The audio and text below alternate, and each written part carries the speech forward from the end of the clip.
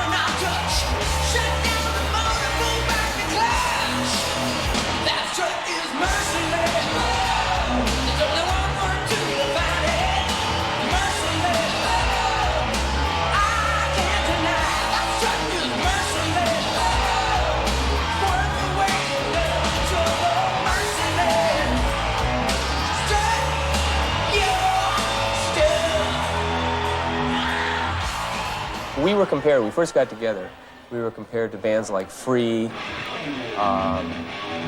Led Zeppelin, Spooky Tooth, in that kind of vein. And we were going nuts trying to find a name. The first time I heard the name Mr. Big, Pat goes, you know, I found it from a Free song. We never intended it to be, we're Mr. Big Bad. That was never the intent. The intent was to take it from our roots, which was the Free album. We all were very aware of Paul Rodgers and Free, and if anything, we meant more tongue-in-cheek, like Mr. Big, yeah, right, sure.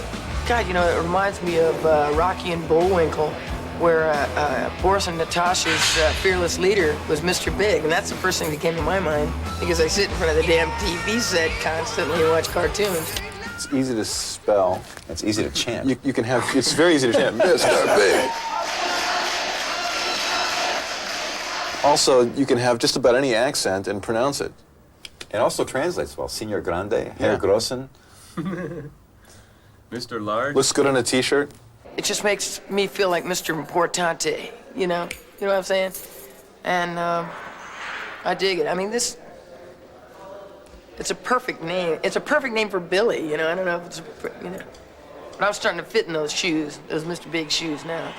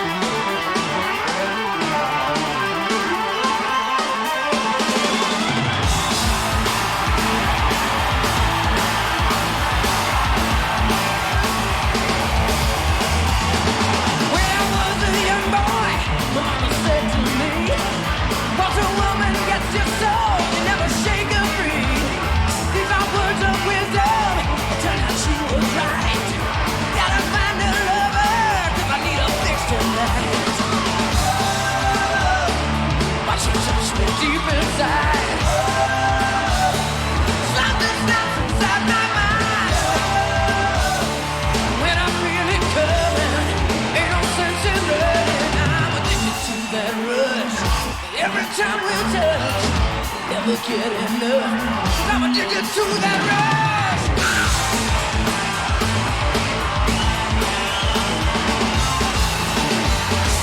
Look around, I stop and stare. Got to get a taste. Pretty women everywhere. We ain't got time to waste. Looking for a little find to fit into my plans. On the town, I'll hunt you down. I'm walking like a man. Deep inside, something stops inside my mind. When I feel it coming, ain't no sense in running. I'm addicted to that rush. Every time we touch, never get enough. Woman, I'm addicted to that rush. Every time we touch, never get enough.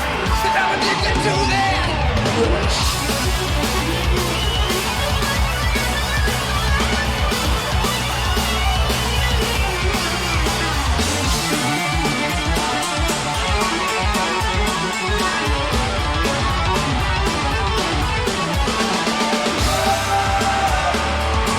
Touch me deep inside.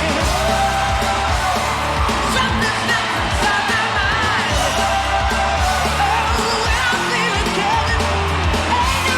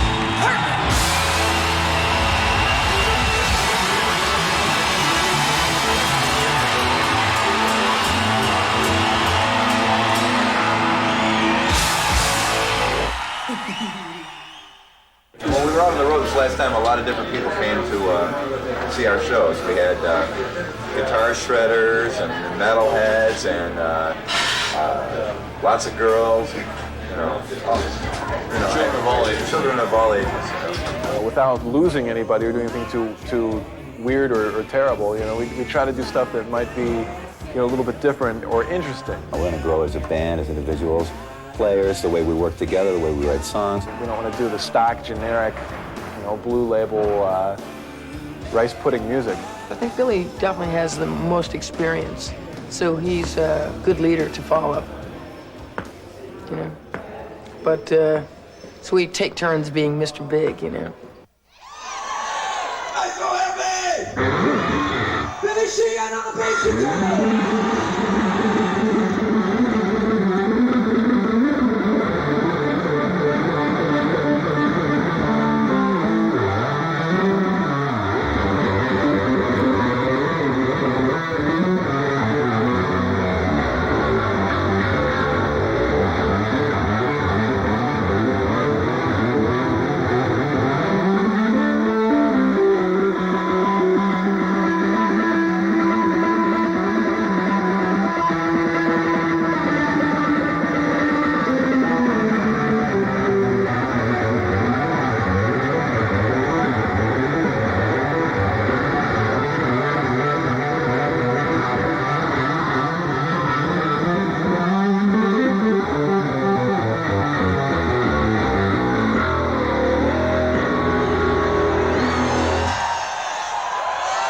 I came from Buffalo, New York, which is where I grew up and started my first bands and my first playing. I played there for many years. I played in a group called Talus, which was together for a long, long time. We did a lot of gigs on the East Coast where we were quite well known several years back. And we eventually did a tour with opening up for Van Halen in 1980. That's how I met the guys in Van Halen. And eventually was, in 1985, asked to join with Dave Roth and start a band with him. That went on for several years. We did 2 records, Eat 'Em and Smile and Skyscraper. I did the Eat 'Em and Smile tour, but I left right after the Skyscraper album and decided to start a band again, similar to how I had it in Talents many years ago in the early days, and that became Mr. Big.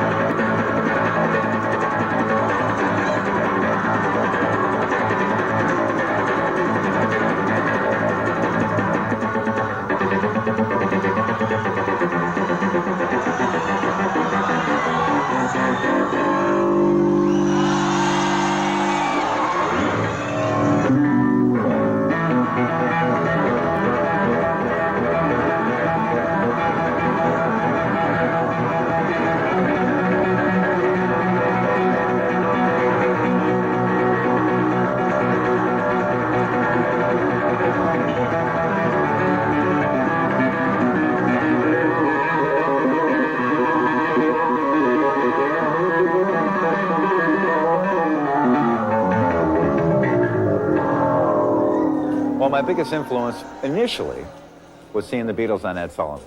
The other big influence that I think it really threw me heavily, well, the first concert I ever saw in my life was Jimi Hendrix. The Beatles are really what inspired me to, start off. And from that, I got into heavier, more guitar type stuff like Led Zeppelin, Ted Nugent, Aerosmith. Then when Van Halen came out, that was real influential. Got into drumming because I saw a guy playing drums in a polka band at a family picnic when I was about 8 years old. And I was mesmerized at just the whole movement of it. I was able to sit behind him and look down at the kit, and I was just smitten by the whole thing. And I went to my mother and I said, "Mom, I want to play drums." And she thought, "Yeah, sure you do." And well, I bugged her for 3 years, and she finally realized I wasn't going to give it up. Growing up in Phoenix, there's a lot of country music, there's a lot of rock. It's a morass of, let me get out the dictionary and think of a better word to use. There's a lot of it. I listen to a lot of older stuff that I kind of grew up, the Led Zeppelin, Beatles. I'm a very big Tony Williams fan as far as the jazz stuff. Tony Williams is a big inspiration to me.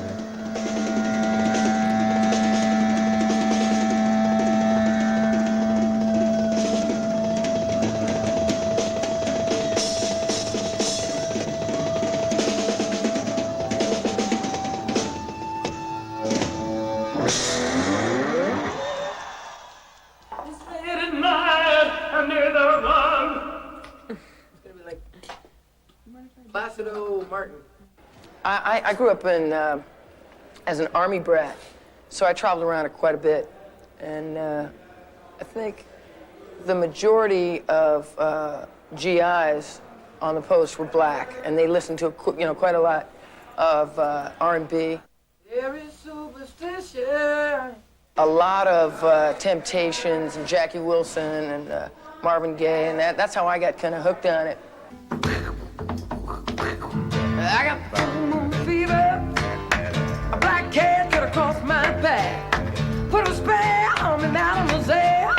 I want somebody to love me bad. I want somebody to love me bad. Dig deep in mojo, bad luck run through my veins. Cook up some bottom medicine, drown this curse away. To draw this curse away, yeah, yeah, yeah. A touch of sweet and nasty, a blind man couldn't miss. Creole sister, baby can't resist her when she's soft against your lips. Voodoo kiss, kiss me on lips. Can heaven be like this? Voodoo kiss. My first road gig was hilarious. I was in the backup band for the comedian Rip tape. And we would have to vamp on Happy Days Are Here Again, literally for 25 minutes. I mean, that's it. 25 minutes, I'd be like, God.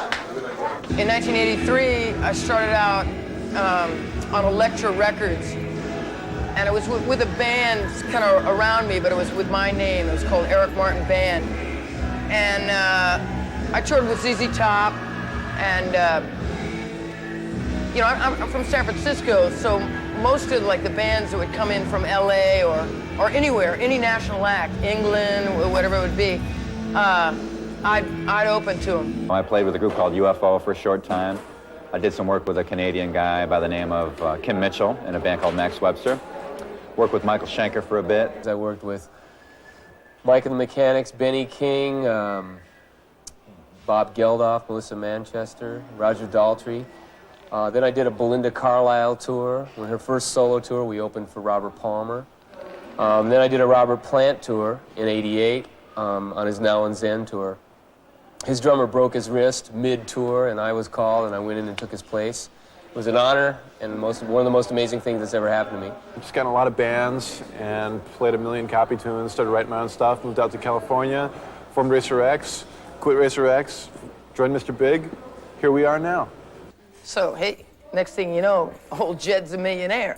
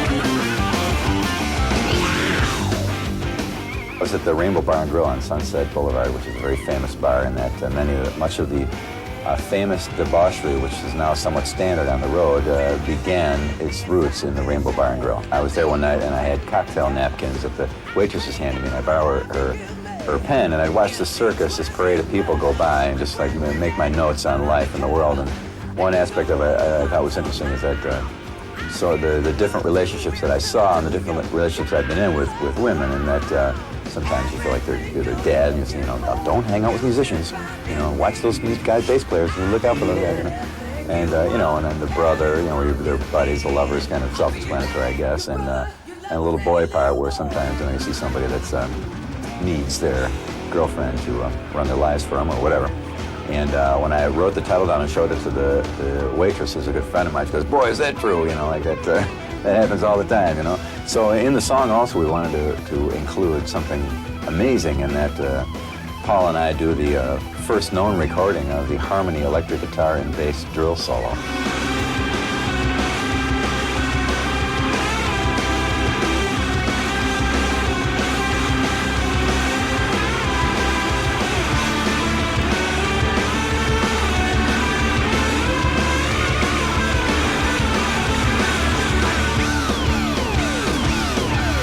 One night I got the drill a little too close to my hair.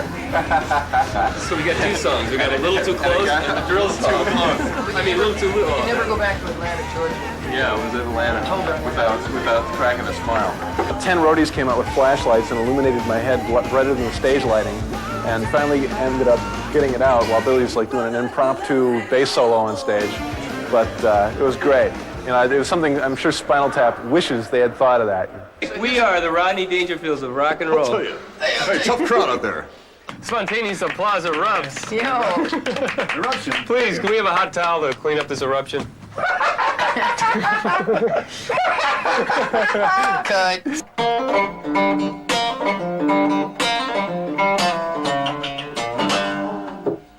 Showbiz is my life. Well, I love the first record. That's one of my favorite records I've ever played on in my whole life. I've done a bunch of records, and that stayed in my car stereo for months. And I've listened to it. I know every note of it in my sleep practically. But I think this record is different, and I think it tops the first record. Hopefully it does. The new album is more diverse. It shows what we're about better, because we know better what we're about. We've been together longer. We've done tours now. We've done everything that bands do, so it is the glue that binds us together and makes us a band, as opposed to four individuals who got together and made some music. Now it's a band making music. I was huffing and puffing, first record we like, and there was a lot of riff rock, you know. There was more chops than a butcher shop on that record. And I think this record is way more mature in songwriting. This album, I've really expressed my compositions more than I feel I ever have. This is the first time I've ever written vocal melodies or lyrics to a large extent. The three guys, the three caballeros, the three musketeers, they go in and write a bunch of ideas, and then Paul's the designated guy to make the tapes. They send the tape up to me, and I get to Martinize it, and then I send it back down, you know, or up, or wherever the hell they are. But and we continue to do this until I remember last year we wrote a song called Merciless, and they didn't even know the title of the song. We get in a rehearsal studio and I go, okay, you know that song that has a little kind of Jackson 5, stop the love you say me be your own. Well, now it's called Merciless, whoa, and everybody's going, you know, I mean, there's a connection there. The one thing you can't do is teach aesthetics or art or feel or rock and roll, if you will, which is probably a piece of all that. You can't teach it. You can't. There's no rules. It's basically a spiritual thing. And once you codify it and put it in rules, you've now brought it out of the realms of spiritual into the physical. If I can get that carried away on it, and it's no longer art anymore. It's maybe science. Who knows? But it's not art. A lot of it is just focusing on on melodies and rhythms as opposed to arrangements and glitz. When we're songwriting, we kind of let nature take its course and just let what happens happens. And when we come up with something that appeals to us, we'll take that. That was the cool thing about this new album, is that it was like anything goes. The rapport that we've gained by going on the road, when you go on the road, I mean, it's kind of a sink or swim situation because you either end up breaking up or you get tighter. And if anything, we've gotten tighter. We're more, we know each other so much better, and we're such a better band. So and I'm thriving on the dues paying because we've been through a lot now. So it's like we're just building on that foundation of love and understanding. Being on the road is really like a paid vacation. That was an original quote by one gentleman, which has been stolen by every other band, but it's very, very true. It's a rolling summer camp. Yeah. It's really fun. I found the hardest thing is you got to really trust your bus driver. Because every time you feel yourself going around a curve, you think, is he asleep and going off the side of a cliff? Or is he just making a little turn? If there's any girls around, we, I'm like Henry Kissinger, and I got to negotiate and see if they want to come back and hang out. I'll do respects, no problem. And so there's this girl in Sacramento. Her name was Melody. I always remember her. Don't give her last name, I do remember that. And she was an exotic dancer, and she had to actually order her breast implants special. I swear to God. Phil, come on, tell us what really happened. And they were like this big. They were so big. She had a little tiny little button. She was a really nice girl, really, really nice. And so the guys in Rush were outside of our tour bus, and the girl didn't know that you can see in, but you can't see out. And I told her and her friend, I said, the guys in Rush here. This is my standard kind of, and they've been working hard, and there's no girls on the road, and they really freak out if you, come on, let's flash them or something like that. Okay, great, be hilarious. So they were laughing, drinking beer, stuff, totally harmless, And she didn't know, and I didn't know, there was about 40 guys watching outside of the bus. So they took the jumps up and jumped around. They were unbelievable. And she didn't know how many guys were out there until all of a sudden we started hearing the cheering. So we go, how many guys are out there? And then the bus is rocking back and forth. And then all the way to, then the bus was rocking back and forth again later, but that's another story. I played a lot of piano while we were doing stuff that I wasn't needed for. So I think when I was able to play the first couple bars of Bach's Prelude in D minor, which he does, was a pretty excellent. rewarding Pretty amazing. Being that I couldn't do anything beyond chopsticks about 3 months ago. Which kind of blows me away because I've been playing piano for 5 years, and and then we go out and watch Paul out there, doing his going like this. I actually owe it all to Eric though, because from watching Eric, I found out that when playing piano, you use thumbs. And I never knew that. And I was watching Eric play, and he's like doing these cool things with his thumbs. Too, he uses. Yeah. No wonder I never got a ride. Hey, Totally unrehearsed. sometimes you just gotta break the rules. There's a lot of love in this room. I can feel it. I can feel it. Paul's a genius. My wontons really do rule. The wontons and spicy peanut sauce have impressed everyone who's tried them.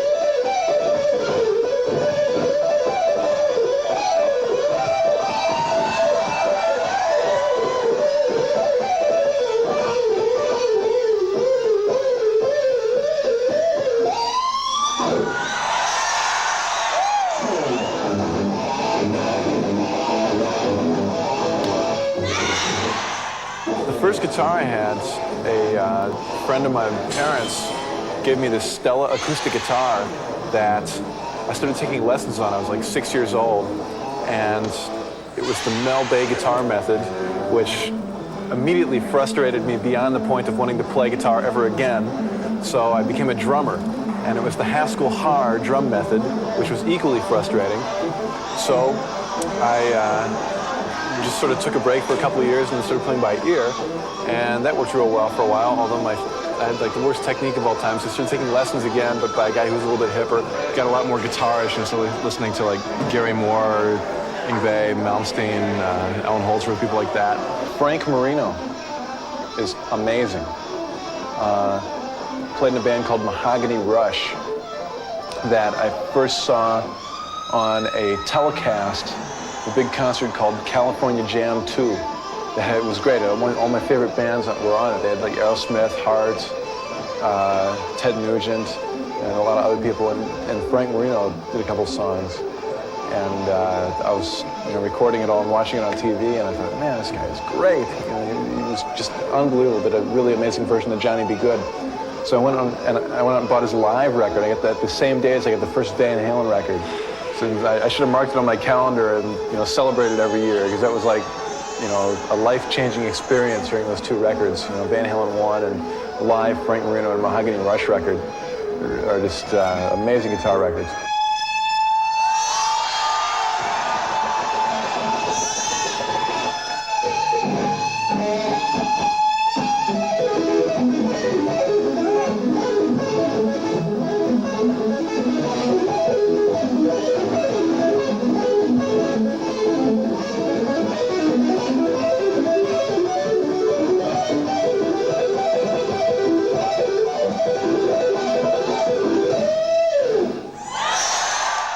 I just told Billy yesterday too. We went gold in Japan, which is Yeah, very I happy. know that. It's incredible. So we are gold. Good God. Good God, Gertie. Good gold. Good gold. Japan was amazing. We get these letters backstage. The kids would be out in front, and they'd like give our crew guys or somebody. I mean, we had a stack of letters like this, and you'd open up these letters that are on the finest silk, embossed envelopes with all lined in gold and silver, and open up this incredible parchment paper, and they had drawn artistic renderings of the guys in the band that were flawless, perfect, like amazing photos of us, and that they would copy and draw on artwork and all calligraphy. Letters to us saying how much they loved and just the most endearing, touching. We couldn't leave the hotel. We'd try to go out and just walk around and look at stuff, and it was impossible to leave because it was like Beatlemania. These fans would be running after us. There's triple platinum acts that just can't sell out over there. English being a second language, when I hear your play, it make me cry, emotion from heart. I just like it's so amazing. They really very sincere. It was just too cool. I can't wait to go back. And when we were mixing down this last record, I kept thinking, I can't wait to listen in Japan. They're gonna die when they hear this.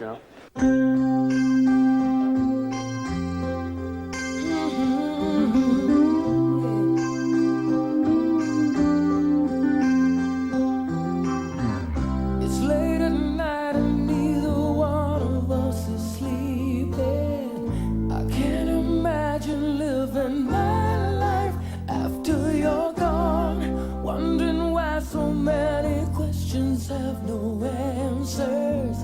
I keep on searching for the reason why we went wrong. Where is our yesterday? You and I could use it right now. But if this is goodbye, just take my heart when you go. I don't have the need for it anymore. I'll always love you, but you're too hard to hold.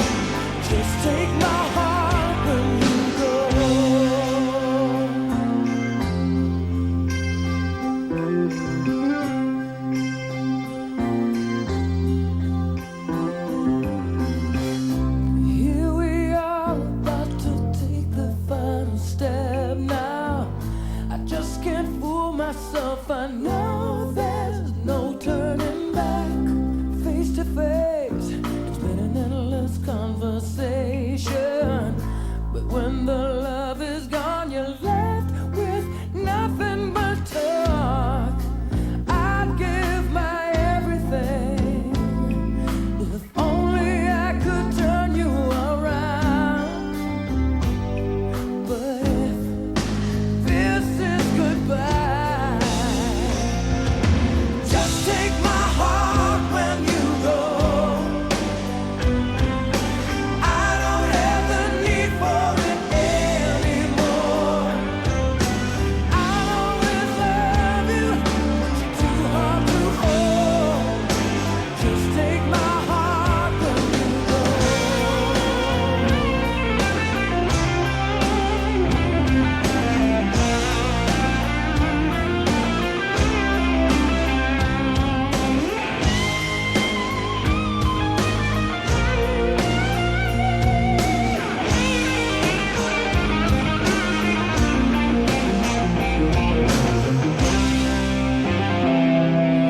Just take my heart. Just take my heart when you go. Baby, take my heart. I don't have the need for it anymore. I always love you. I always love you. But you're too hard to hold. Just take my heart. Baby, just take my heart when you go. Take my heart. Just take my heart.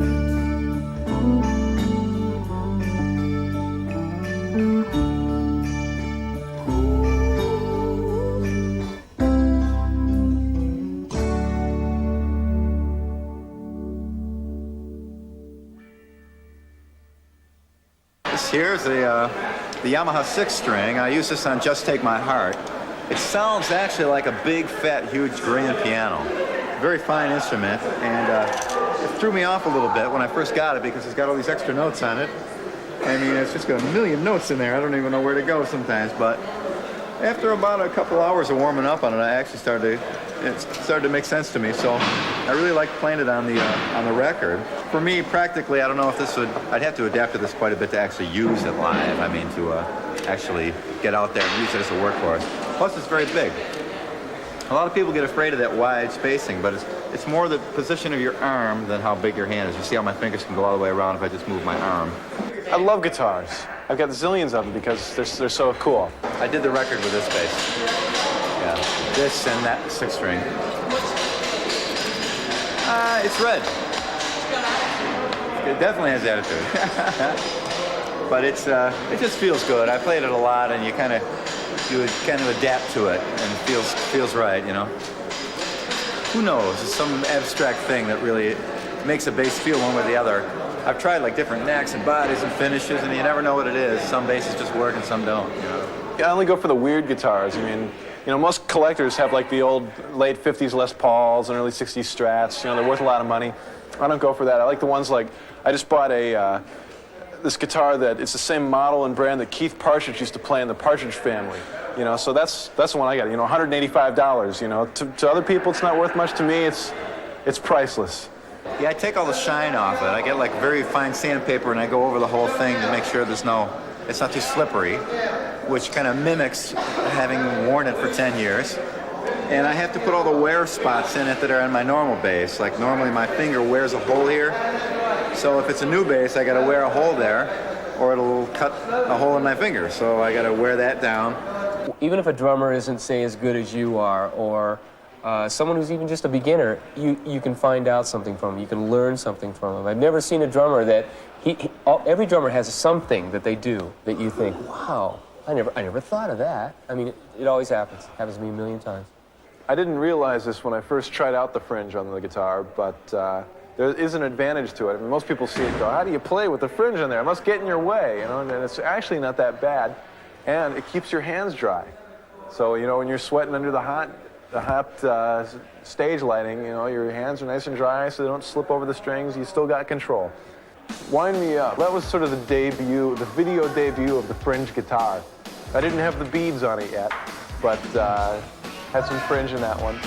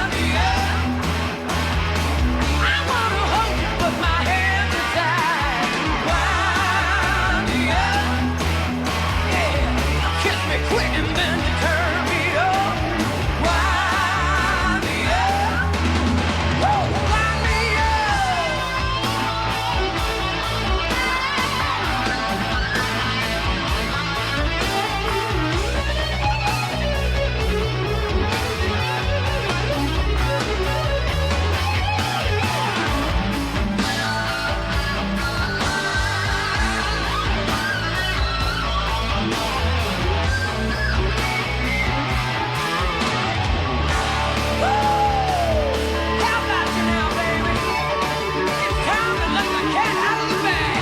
Wind me up, wind me up. Woo! Wind me up. Yeah, that's right. Turn me on, turn me on, turn me on, turn me on again. What's the deal?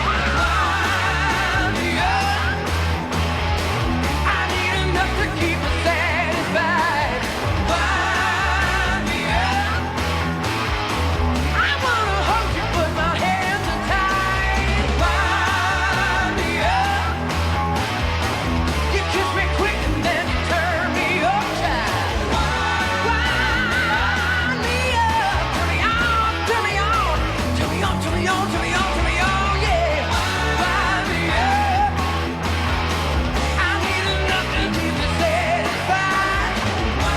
Wind me up. Say hey baby, first base, second base, third base. Let's go home.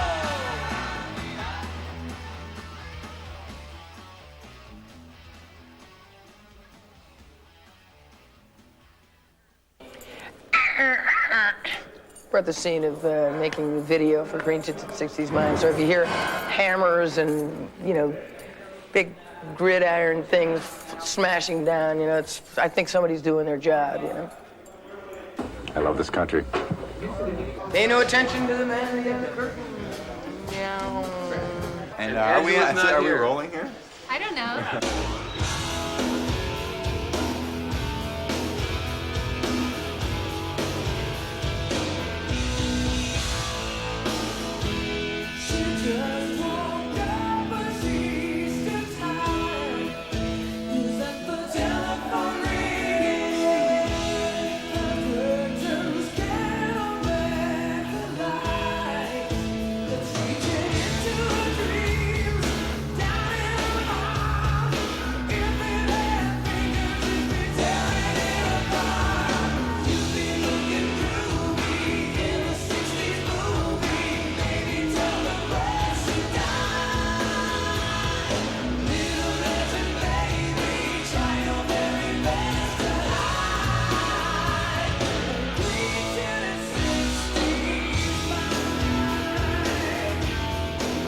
Paul wrote this song, lyrics and music all by himself, which I thought was pretty cool. He's an interesting writer in that he's pretty new at it, so he doesn't have these pre-formed, predetermined considerations about how things must be. It's just kind of like out of the mouths of babes.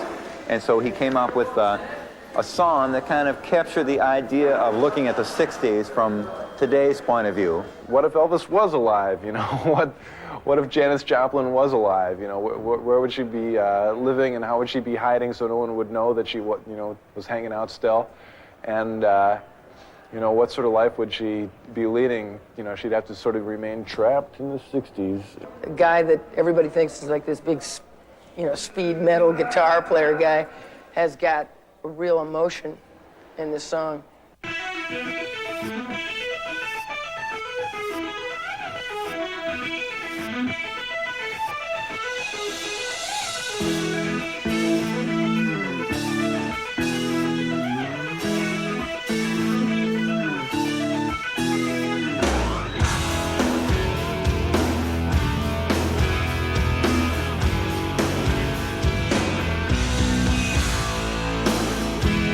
She just woke up, but she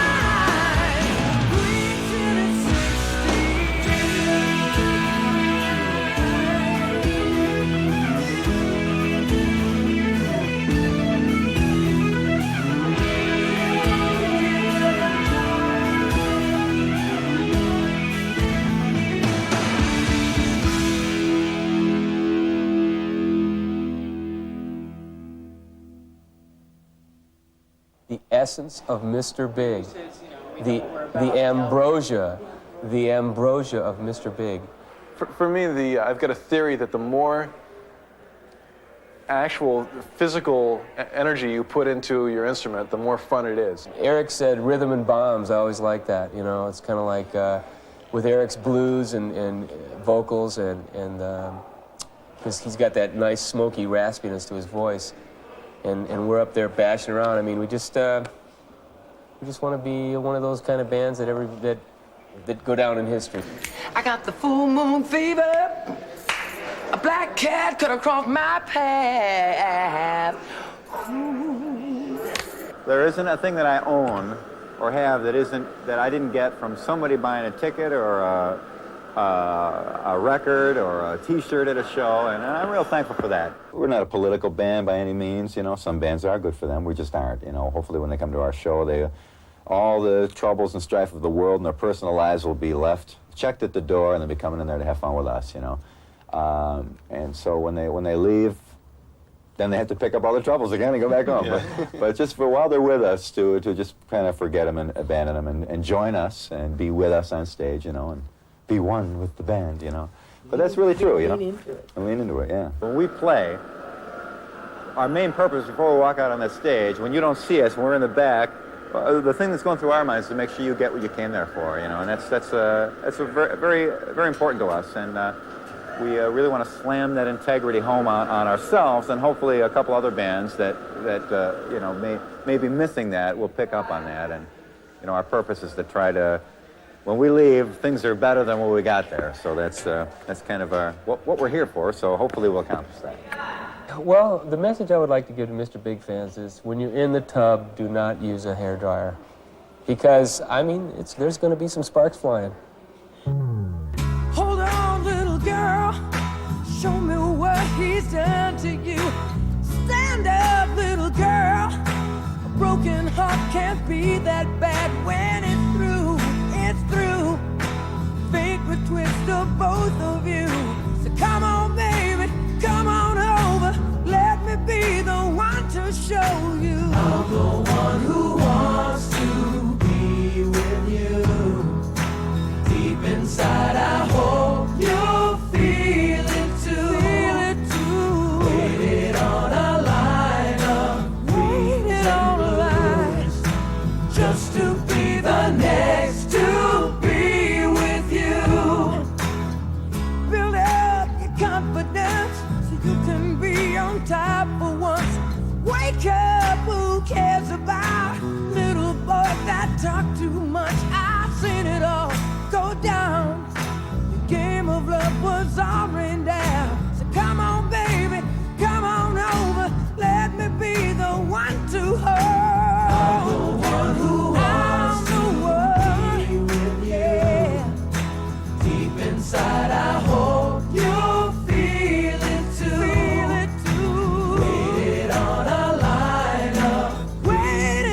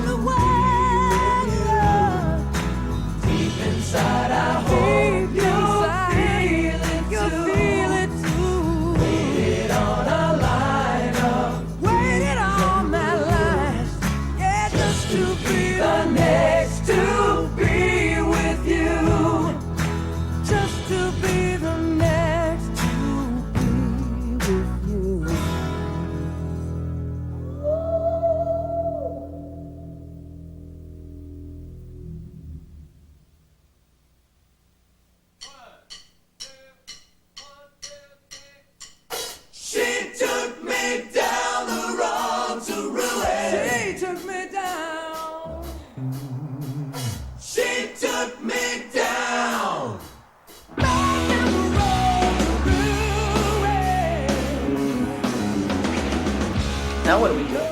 See, these are Paul's three favorite bands. Chicago and the Police. The pants are too tight. I can get it about to there. These guys can attest. Watch, don't edit it out and just have that part. My pants are too tight and I can get it about to there. Give piece of cheese. I just walk like that. Hey, how you doing? Hey, ladies and gentlemen, please welcome Porky over yo. He's right there. I left the floss in my car. Some people, when they write letters, they're kind of consumed by the enthusiasm of the moment when they're writing, and they do quotes. And the guy's like, "You smoke and you kick ass," but he couldn't figure out, "You guys smoke ass." You know? And we're the first to be. It's expensive. There's an air shortage. Roger Craig from the 49ers is saying, "Oh man, I feel so bad for you, but why'd you drop that ball?" Something I always do whenever I'm being filmed. It's kind of a little ritual we do. Woo! Help me! Help me, Lord. Get out of here! Get out! Sexy leg, ain't no surprise. I got on my knees and begging. My tongue and put it down. If we make it this time, it's a cold day in hell. Down that road to